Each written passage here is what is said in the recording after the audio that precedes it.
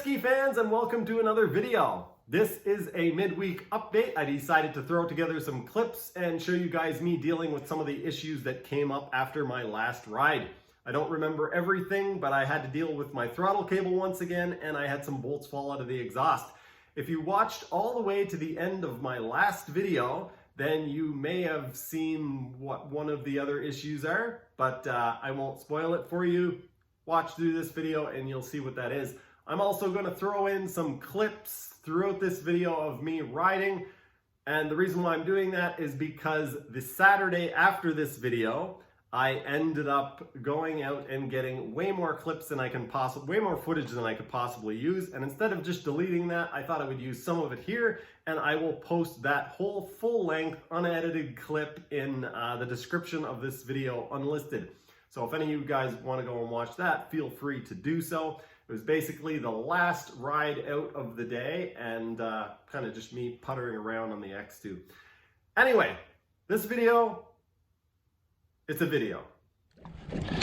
Out on a boat with your buddy, fishing and doing all sorts of things like fishing. Fishing for compliments. Oh, is my fuel tank holding in there? It seems to be. Just watching the new Jet Ski Brothers video. I'm glad that I chose to go jet skiing yesterday and not today, because oh my god, look at the size of that.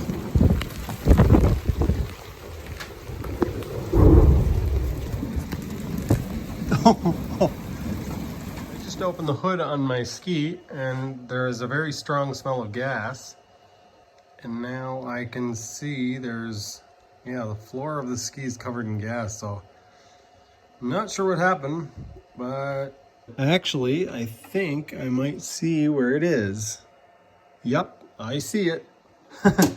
I found it as I was talking to the camera. This is not good because my fuel tank is leaking. Let's see if the camera can pick this up. Right there.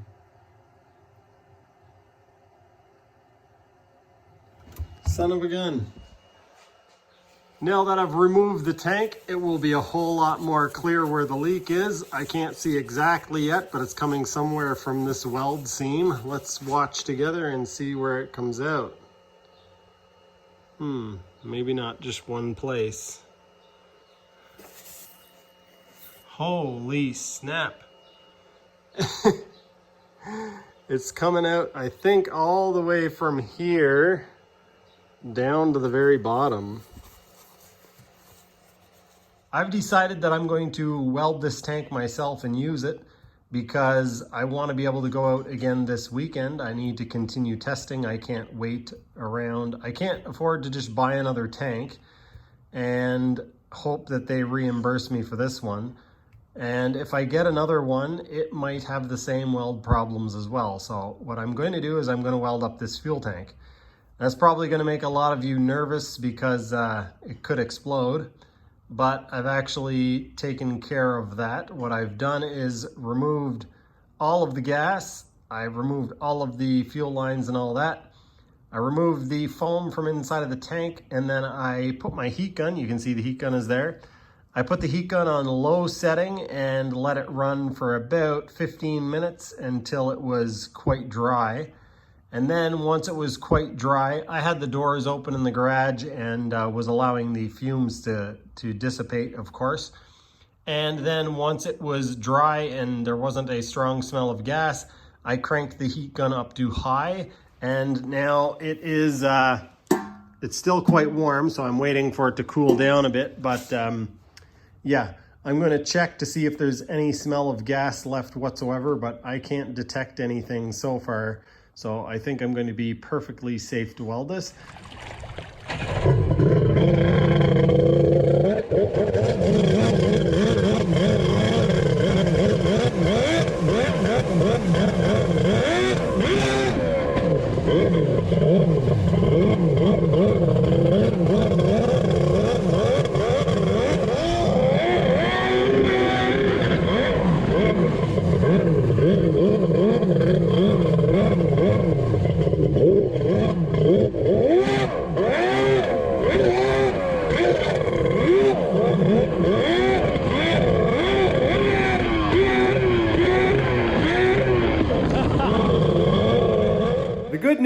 that despite contacting DNA Motoring and them not wanting to take any responsibility for this whatsoever, I contacted Amazon and they were 100% willing.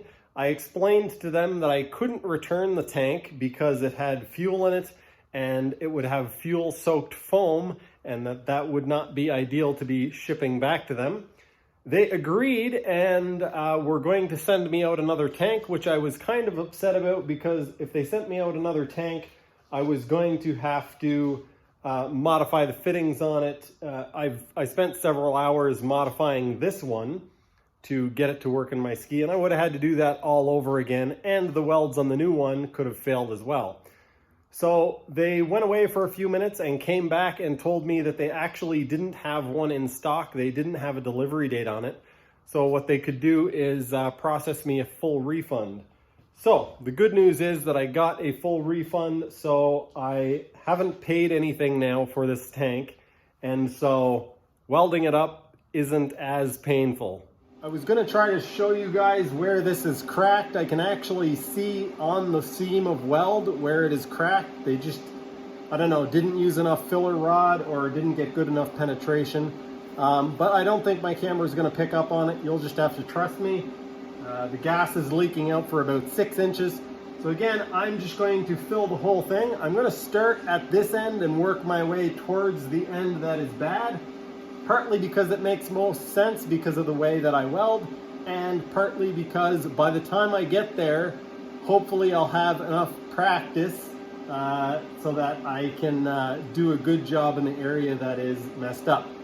After using this tank and seeing how quickly I run out of fuel, I'm going to have to go with a bigger tank. This just isn't going to cut it. So this tank is going to have to do me until I can find time to make a carbon fiber one. And yeah, so this isn't going to be a permanent thing. I'm going to do the best I can, but I don't expect a whole lot here.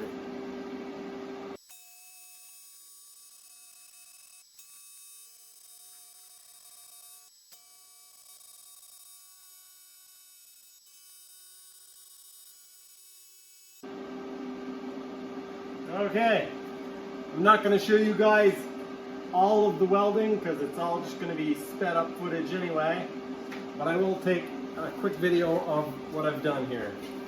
This is the weld that they did. It looks like it was done with a machine based on the just based on the pattern of it. It looks like it was done with a machine. And this is my weld here. Not pretty. Let's see, I started over here. Definitely not pretty, but I think I got pretty good penetration, and hopefully it holds. I've welded over a bunch of the welds that were there from the factory. I welded all of the bottom seams again, and I welded the 2 back seams. The back seam along here is where it was leaking. So I've welded this seam, and then all of the 4 bottom seams. The 2 front corners are just bent, and so they don't need to be welded. And the top doesn't really need to be welded because there's not much pressure on there, and I don't think there's really any chance of it cracking. If it does, I'll have to do this all over again, and I'll kick myself, but let's hope that doesn't happen.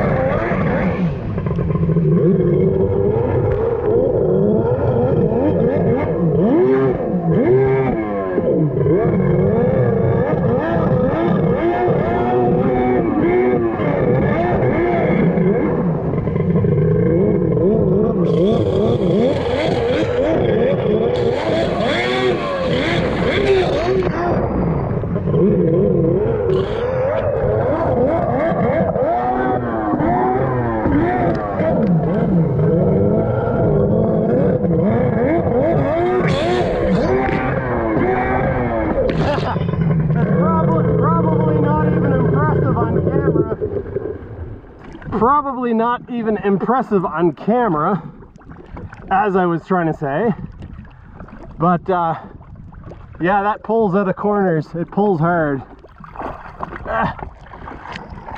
It's a lot of fun.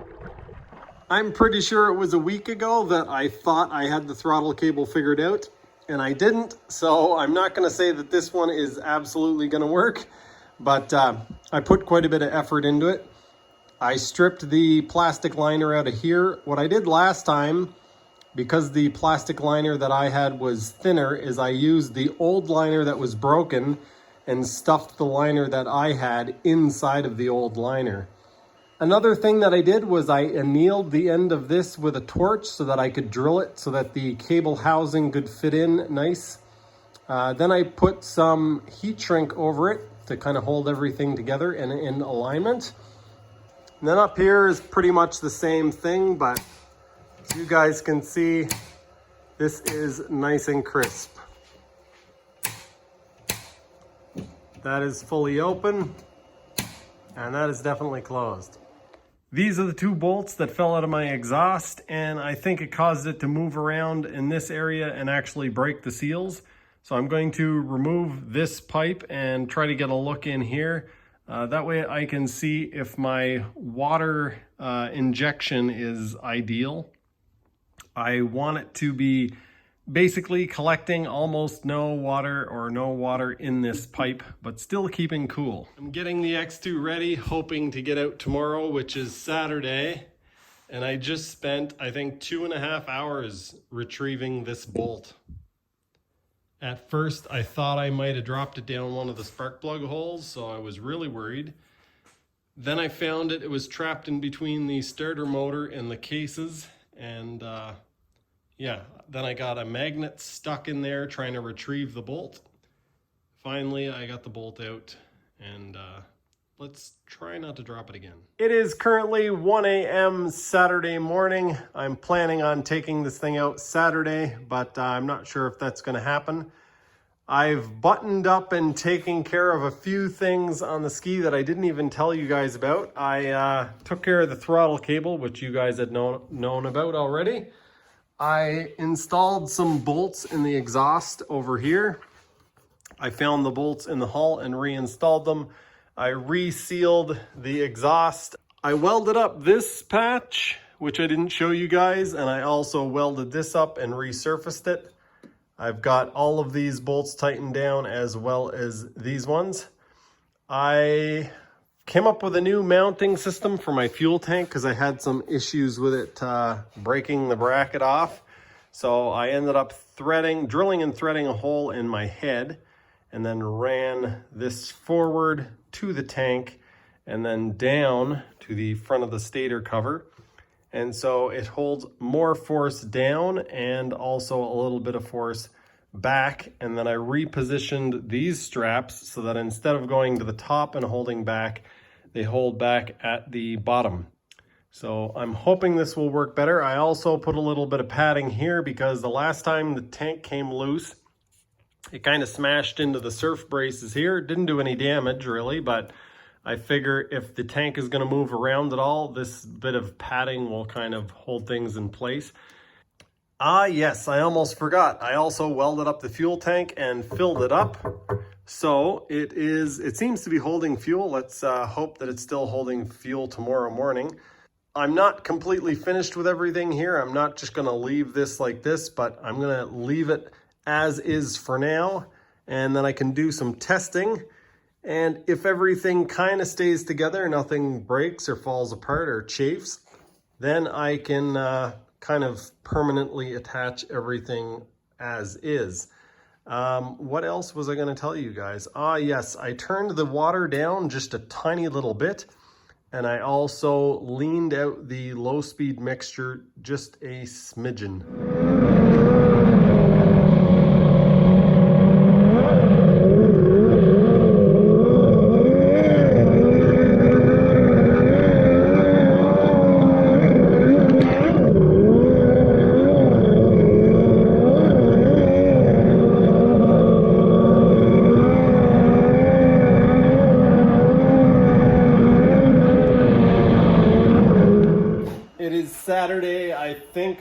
Saturday morning, early afternoon, and I'm rushing to get things together. It's supposed to thunder and lightning tomorrow, and so I'm gonna try to get out today.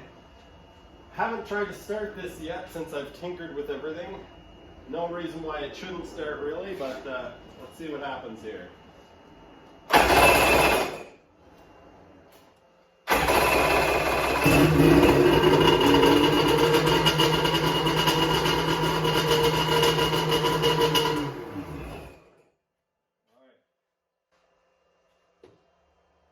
I don't see any fuel leaking in the hull. Don't see any bits falling off of it yet, so I guess I'm gonna load up and head to the lake. As I already said at the first of this video, if you guys want to go watch the full-length clip of me riding around, the link to that will be in the description of this video. It will be an unlisted video, so if you guys want to go see it, the only way to do that is the description of this video. Click on the link, it will take you to that video. As you guys can tell, I did make it out on Saturday and I had a great ride. The footage from that will be released this Sunday. That is going to do it for this one. Like, comment, subscribe, all that good stuff. Thanks for watching. I will see you next time.